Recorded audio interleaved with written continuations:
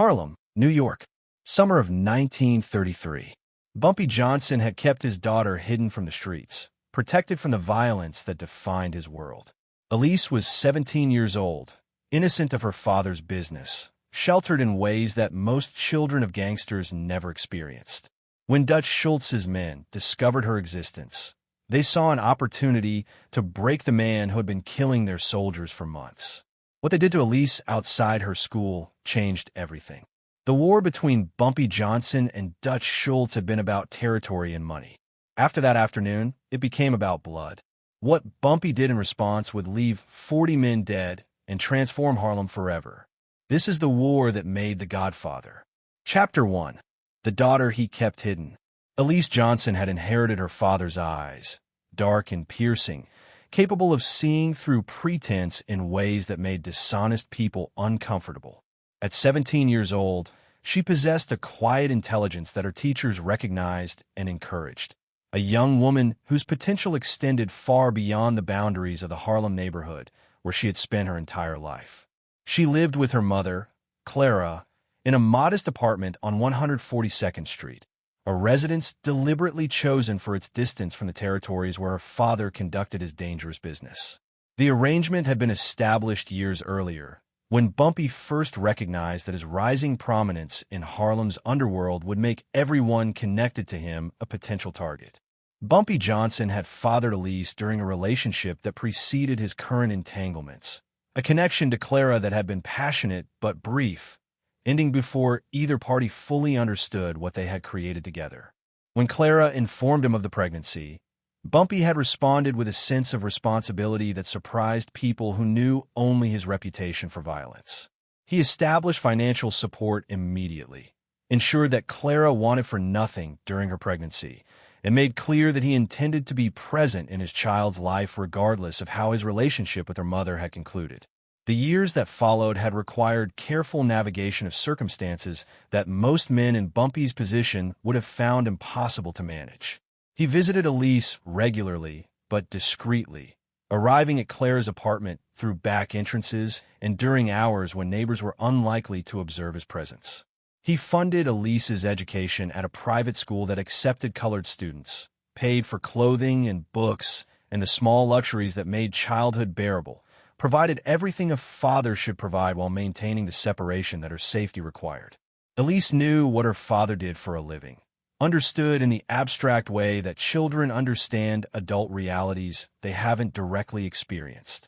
Clara had explained, in terms appropriate to each stage of Elease's development, that her father was involved in activities that required secrecy, that the discretion surrounding his visits existed to protect her rather than to deny her his presence.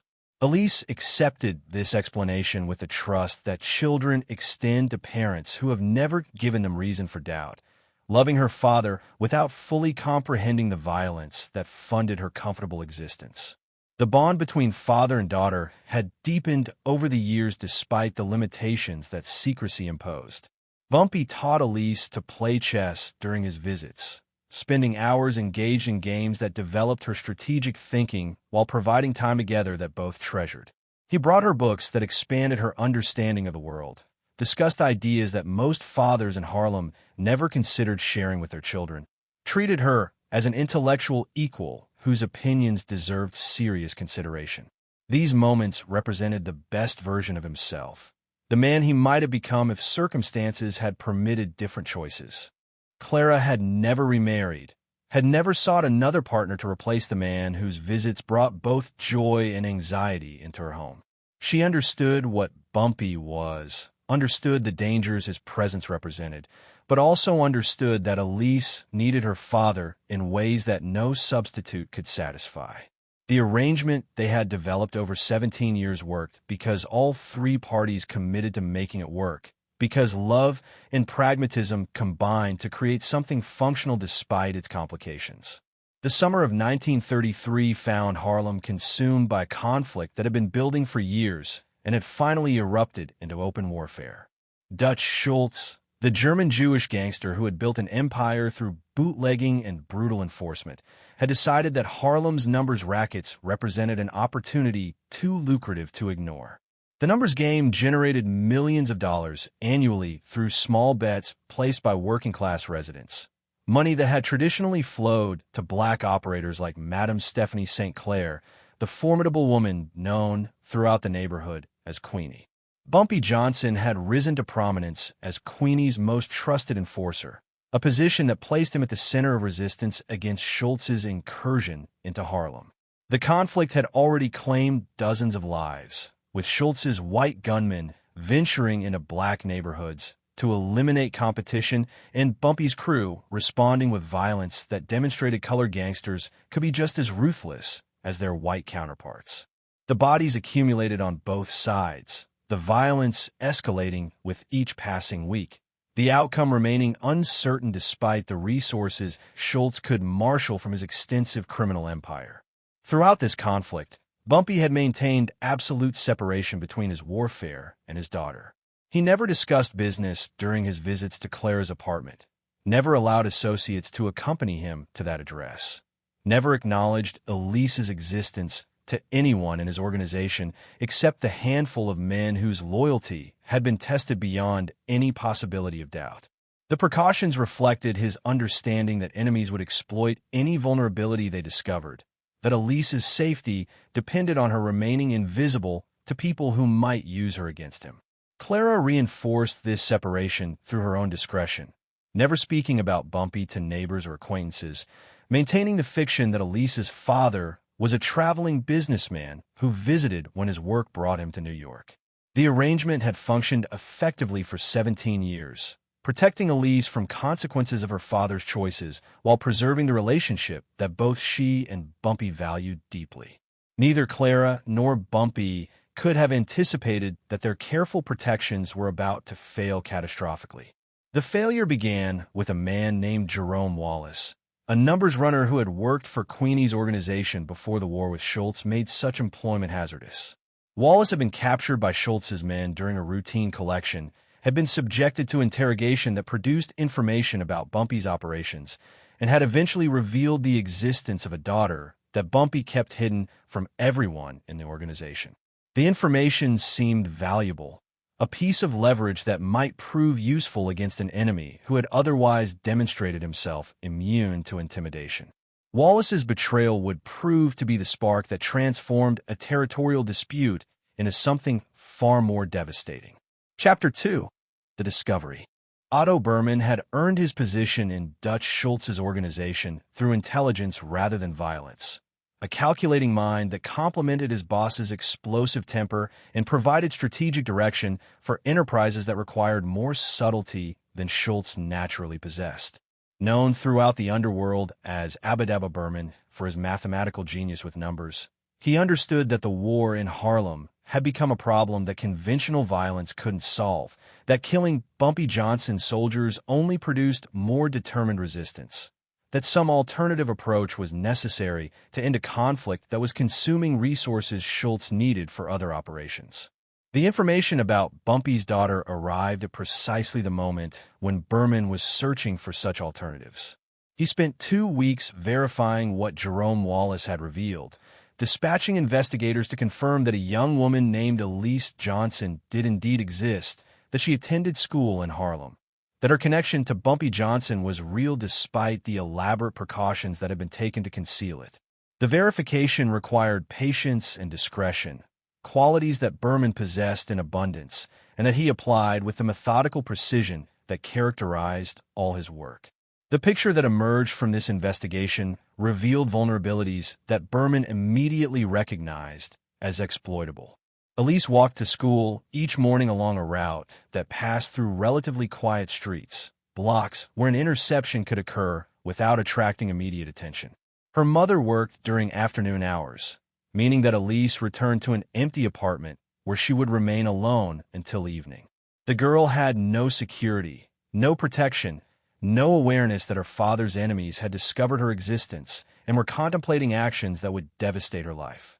Berman's investigators had photographed Elease from a distance, capturing images of a young woman whose resemblance to her father was unmistakable once you knew to look for it. The photographs showed her walking with friends, laughing at jokes, carrying books that suggested academic ambitions that might take her far from the neighborhood where she had grown up. She looked innocent in ways that made what Berman was planning seem particularly cruel, though cruelty had never deterred him from actions he considered strategically necessary.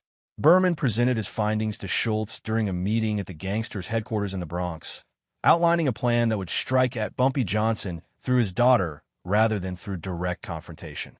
The proposal was an assassination, which would have created complications that outweighed any benefits.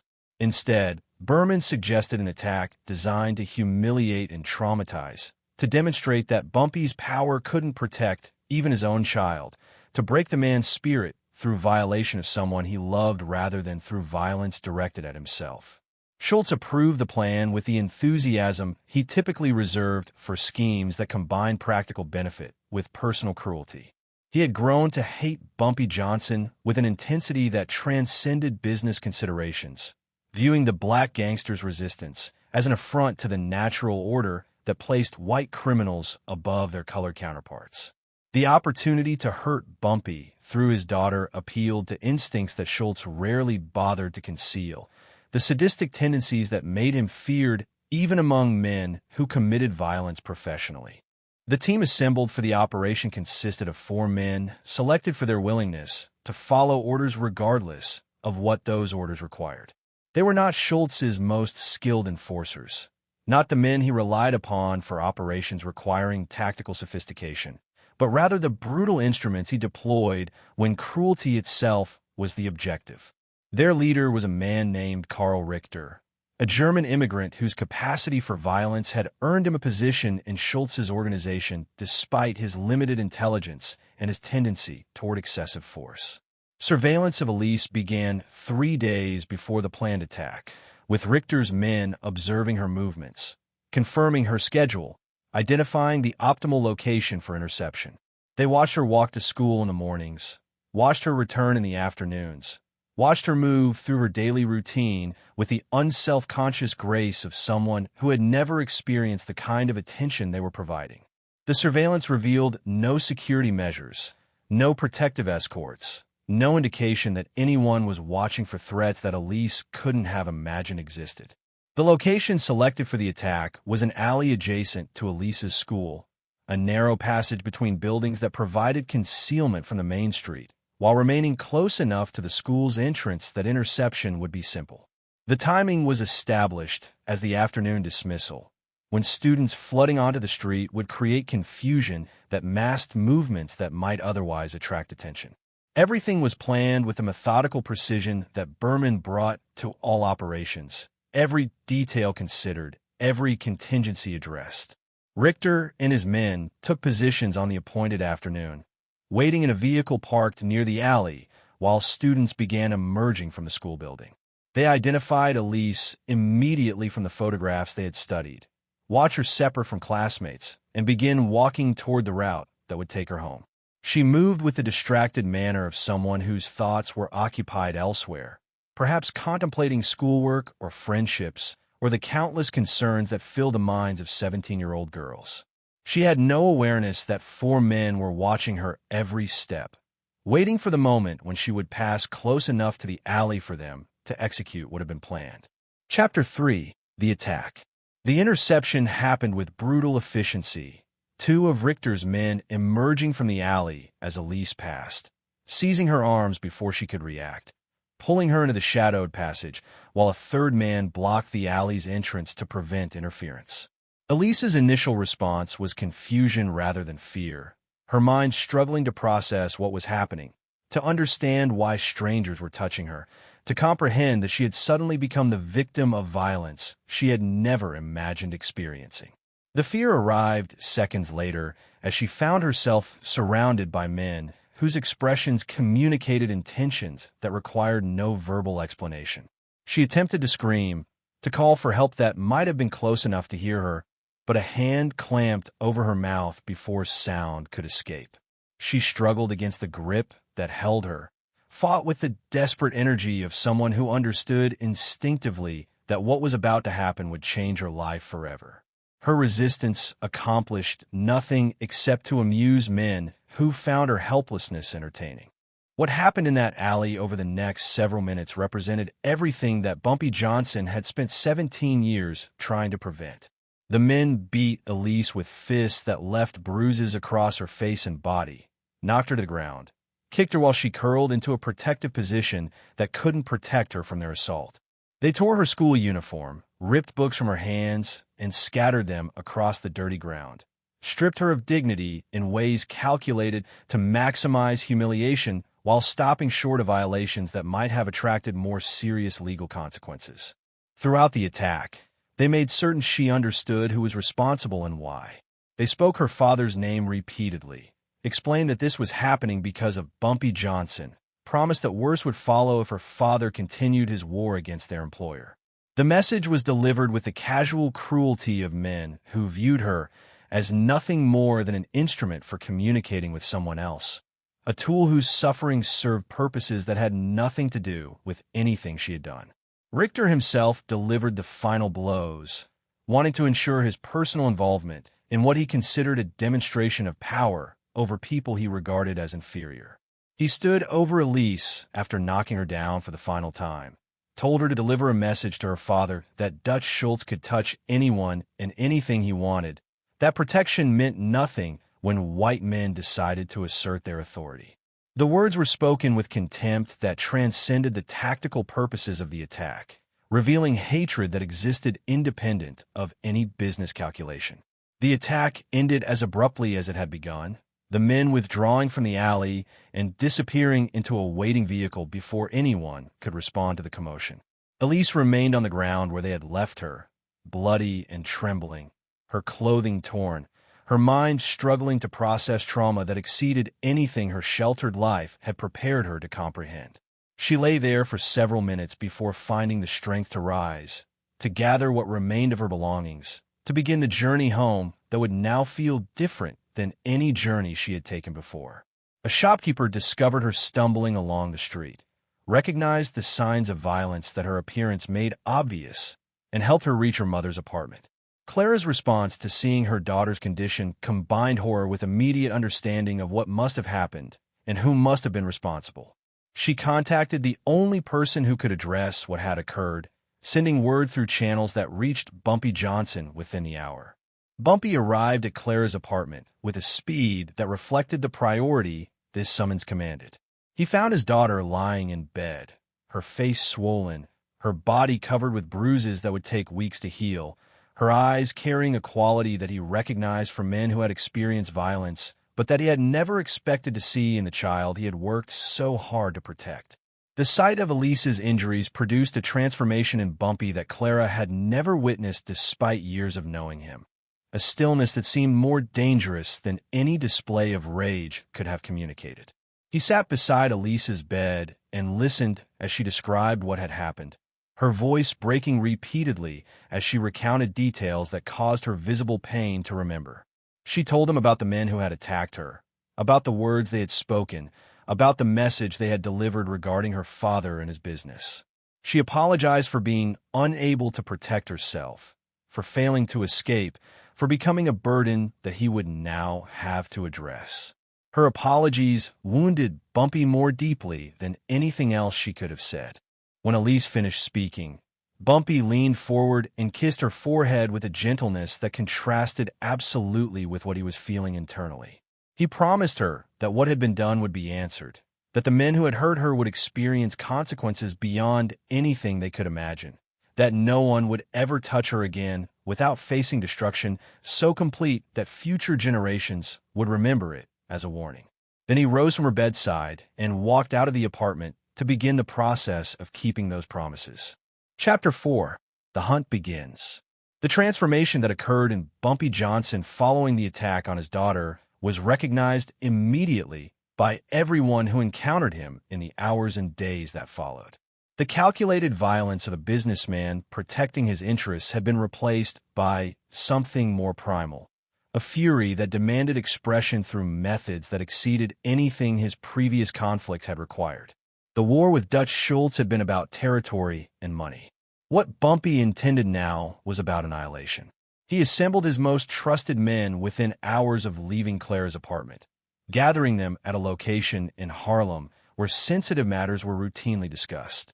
The men who responded to his summons understood from his demeanor that something fundamental had changed, that whatever he was about to request would differ from the operations they had conducted previously.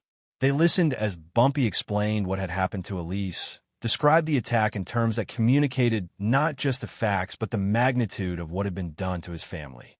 The response from his crew was unanimous and immediate. Every man present volunteered for whatever Bumpy intended, their commitment reflecting both loyalty to their leader and genuine outrage at an attack that violated codes of conduct that even criminals were supposed to observe. Families were supposed to be protected from the violence that characterized their business. Children were supposed to be exempt from consequences of their parents' activities. Schultz's men had crossed boundaries that made measured response impossible and comprehensive retaliation mandatory. The identification of those responsible began with the information Elease had provided about her attackers, physical descriptions, and fragments of conversation that could be traced through Bumpy's network of informants. Within 48 hours, he possessed names and locations for all 4 men who had participated in the attack, along with confirmation that the operation had been ordered by Otto Berman and approved by Dutch Schultz himself. The knowledge that responsibility extended to the highest levels of Schultz's organization expanded the scope of what Bumpy intended to accomplish. Carl Richter became the first target, selected because his leadership of the attack on Elease made him the most personally responsible for what had occurred. Bumpy's men located him at a speakeasy in the Bronx, where Richter spent most evenings drinking and boasting about exploits that he believed demonstrated his value to Schultz's organization. The boasts had recently included references to teaching a colored girl her place, comments that had been reported to Bumpy and that ensured Richter's death will be particularly memorable. The operation to take Richter demonstrated the capabilities that had made Bumpy's crew feared throughout Harlem. 3 men entered the speakeasy and identified their target without attracting attention. They waited until Richter visited the establishment's back room, a space that provided privacy for activities the main room couldn't accommodate. When Richter emerged, he found himself facing men who offered him a choice between walking quietly to a waiting vehicle or being carried out in a condition that would attract the attention he presumably wanted to avoid. Richter chose poorly, attempting to resist in ways that his intoxicated condition made ineffective. The brief struggle ended with him subdued and transported to a warehouse in Harlem where Bumpy was waiting. What happened in that warehouse over the following hours established patterns that would characterize all subsequent operations against those responsible for Elease's attack.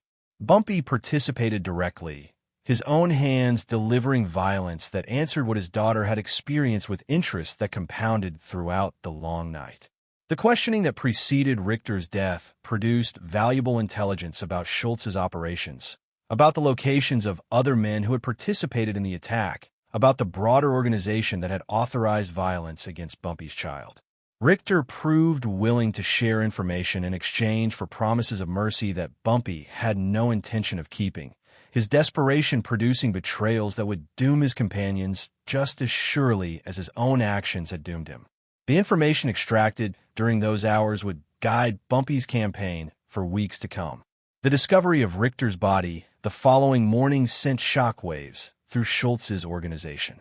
The condition of the remains communicated messages that words couldn't have conveyed, demonstrated that something had fundamentally changed in the nature of the conflict, warned that whoever was responsible possessed both the capability and the determination to inflict suffering that exceeded normal boundaries. The 3 other men who had participated in Elease's attack understood immediately that they had become targets of someone whose capacity for violence exceeded anything they had anticipated. Over the following 2 weeks, Bumpy's crew systematically hunted and eliminated every man who had touched his daughter.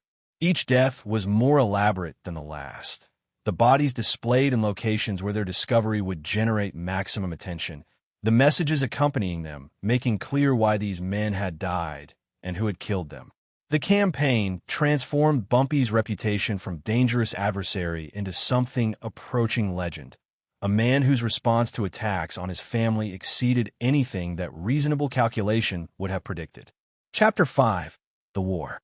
Dutch Schultz's response to the elimination of Richter and his crew was the full-scale mobilization of his organization's resources against Bumpy Johnson and everyone associated with him. Reinforcements arrived from Schultz's operations throughout New York. Experienced killers deployed with orders to find and eliminate the man who had humiliated their organization by destroying 4 of its members in such spectacular fashion. The conflict that had been building for months erupted into open warfare that consumed Harlem and threatened to spread throughout the city. The violence that followed exceeded anything the neighborhood had previously witnessed. Schultz's men conducted raids against known associates of Bumpy's organization, attacking numbers operations and enforcement crews with weapons that turned Harlem's streets into battlegrounds. Bumpy's forces responded with equal ferocity, targeting Schultz's representatives in the neighborhood and the infrastructure that supported their presence. Bodies accumulated on both sides, the count rising daily as neither organization showed willingness to accept defeat. Madame Stephanie St. Clair provided crucial support during this phase of the conflict, her resources and connections supplementing what Bumpy could marshal on his own. Queenie understood that the war had evolved beyond business considerations into something personal, that Bumpy's campaign was driven by motivations that transcended the territorial disputes that had initiated the conflict. She committed her organization fully to his cause, viewing the struggle as an opportunity to demonstrate that Harlem's black criminals could resist white incursion regardless of the resources arrayed against them. The partnership between Bumpy and Queenie represented something unprecedented in Harlem's criminal history, a unified front against external aggression that combined his tactical brilliance with her financial resources and political connections. Queenie provided safe houses where Bumpy's men could hide between operations, funded weapons purchases that kept his crew equipped for sustained warfare, and used her influence with corrupt police officials to minimize law enforcement interference with their activities. The combination proved formidable enough to withstand Schultz's superior numbers. The conflict attracted attention from other figures in New York's criminal landscape, particularly Lucky Luciano, the Italian mobster whose influence extended throughout the city's underworld. Luciano watched the war between Schultz and Harlem's black gangsters with calculating interest, recognizing that the outcome would affect his own operations and that the chaos might present opportunities for expanding his influence. He maintained official neutrality while providing quiet assistance to Bumpy through intermediaries who understood that Luciano's interests were better served by Schultz's weakening than by his victory. Bumpy's strategy throughout this phase of the conflict reflected lessons learned during the initial campaign against those who had attacked Elease. Rather than attempting to match Schultz's firepower directly, he employed guerrilla tactics that exploited his superior knowledge of Harlem's geography and his deeper connections within the community. His men struck at Schultz's operations from unexpected directions, disappeared into neighborhoods where white faces attracted immediate attention, and maintained pressure that prevented Schultz's forces from establishing the control they needed to conduct business effectively. The community itself became a weapon in Bumpy's arsenal. Residents who had no involvement in criminal enterprises nonetheless providing intelligence about the movements of Schultz's men, offering refuge to Bumpy's soldiers when pursuit grew too intense, and maintaining the wall of silence that frustrated every attempt to infiltrate or map the resistance. Harlem recognized that whatever his flaws, Bumpy Johnson was fighting for the neighborhood's autonomy against outsiders who viewed its residents as resources to be exploited rather than people to be respected. The human cost of the conflict mounted rapidly, with casualties on both sides, transforming the war from a business dispute into a matter of survival for everyone involved. Bumpy lost trusted associates whose deaths wounded him despite his understanding that warfare required sacrifice. Schultz's organization suffered worse, their unfamiliarity with Harlem's terrain and their inability to distinguish enemies from the community that sheltered them, producing losses that exceeded anything they had anticipated. The 40 deaths that would eventually be attributed to the conflict accumulated over weeks of sustained violence. The turning point arrived when Bumpy's crew succeeded in destroying a major counting house that Schultz had established in Harlem, eliminating not just the operation, but the men who ran it and the records that documented its connections to legitimate businesses throughout the city. The loss represented more than financial damage. It demonstrated that Schultz couldn't protect his interests in Harlem regardless of how many men he deployed or how much violence he authorized. The realization that continued conflict would produce only additional losses without corresponding gains began penetrating even Schultz's stubborn determination. Chapter 6: The Reckoning. The war's conclusion came not through decisive military victory, but through the accumulation of losses that made continued fighting unsustainable for Dutch Schultz's organization. The campaign Bumpy had waged following Elease's attack had destroyed Schultz's operations in Harlem more comprehensively than years of conventional competition could have accomplished, had eliminated dozens of his men, had demonstrated that the cost of maintaining presence in the neighborhood exceeded any profit that presence might generate. Schultz faced pressure from multiple directions to end the conflict. His associates questioned the wisdom of continuing a war that consumed resources needed for more profitable operations. Law enforcement attention, attracted by the violence that had transformed Harlem into a combat zone, threatened enterprises throughout his organization. And Lucky Luciano, whose patience with Schultz's various conflicts was wearing thin, communicated through intermediaries that the Italian families expected the situation to be resolved before it created complications that affected everyone's business. The resolution that emerged reflected these pressures rather than any genuine reconciliation between the parties. Schultz withdrew his forces from Harlem, effectively ceding the territory to Bumpy and Queenie's organization. The withdrawal wasn't announced publicly, wasn't acknowledged through any formal communication, but was simply implemented through the gradual removal of men and operations that could no longer function in an environment where their presence invited destruction. Within weeks, the white faces that had become familiar in Harlem during Schultz's incursion had disappeared, replaced by the understanding that the neighborhood belonged to those who had fought to defend it. For Bumpy Johnson, the victory was both complete and hollow.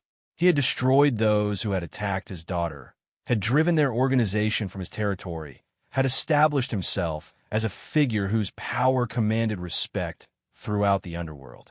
But Elease remained traumatized by what she had experienced, her psychological wounds healing more slowly than the physical injuries that had initially defined her suffering. The cost of Bumpy's victory was measured not just in bodies, but in the innocence his daughter had lost and could never recover. The aftermath of the conflict transformed Bumpy's position within Harlem's criminal hierarchy.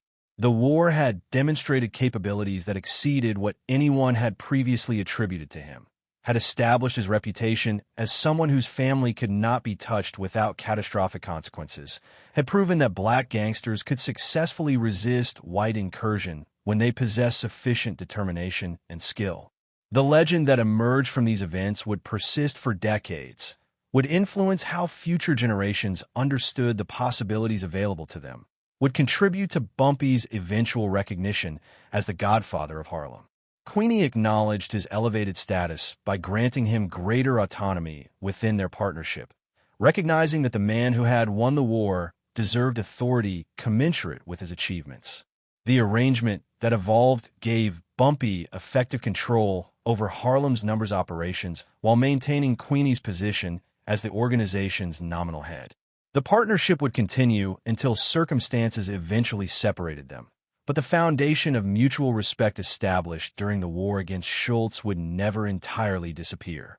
Elease eventually recovered sufficiently to resume her education, though she never returned to the school where she had been attacked.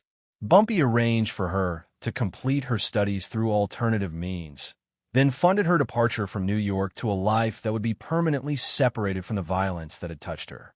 She understood that her father's response to her attack had been an expression of love as profound as any he could have offered, had demonstrated his commitment to her protection in the most definitive terms possible.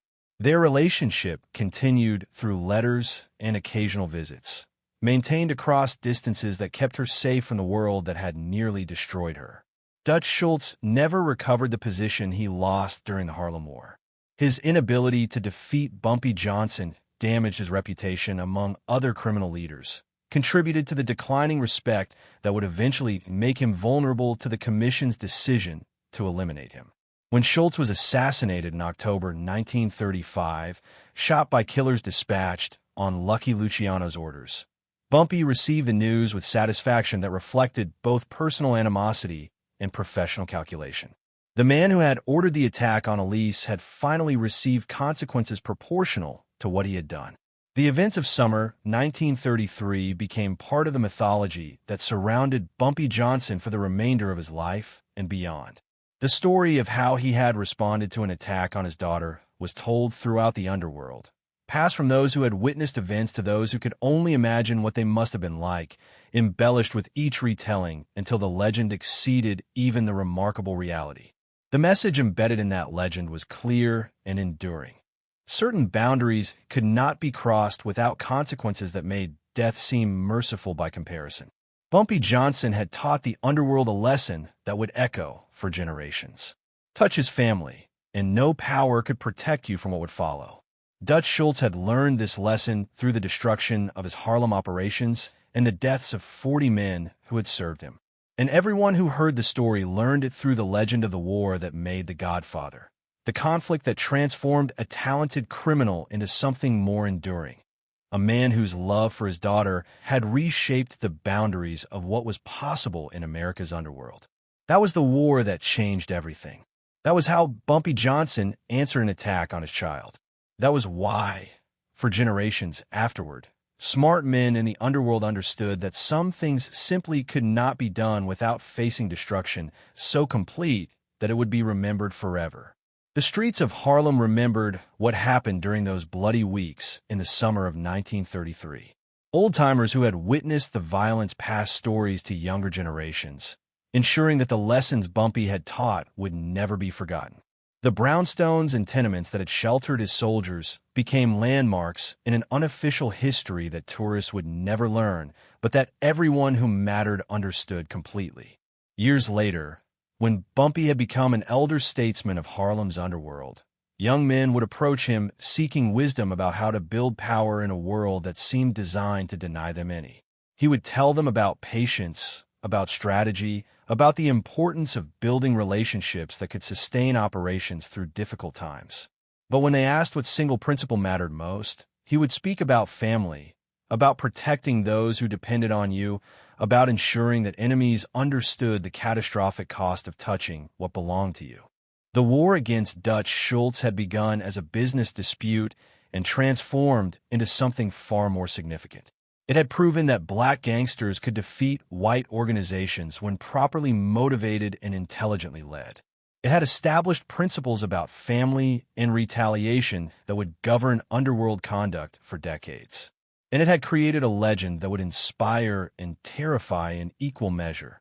The story of a father whose love for his daughter had reshaped the criminal landscape of America's greatest city. Bumpy Johnson died in 1968, decades after the events that had made him legend.